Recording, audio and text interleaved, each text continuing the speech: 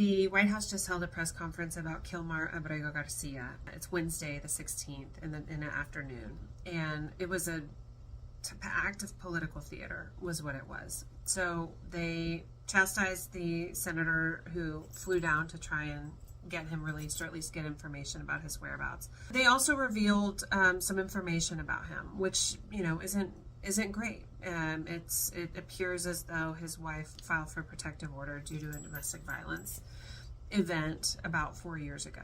And that isn't a good thing. It's not a good thing that he has violence in his past. But that doesn't change the ultimate question of his case, which is that he was in legal status with a court order saying that he could not be returned to El Salvador, which is exactly what we did to him mistakenly.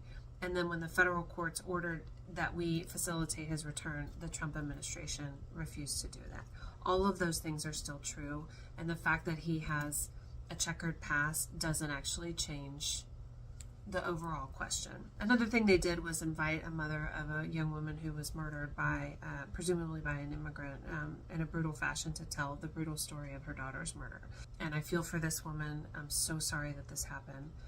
And I want everyone to be aware that this story of this woman's daughter is not connected in any way to the case of Kilmar Abrego Garcia.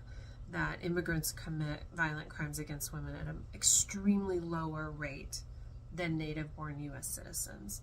And so it's unfair to the case of Kilmar to tell this woman's story in a press conference about his case as if to make a connection that is what he is. So hopefully people can see the theater for what it is and continue to fight to bring this man home, or at least out of the CCOT prison in El Salvador.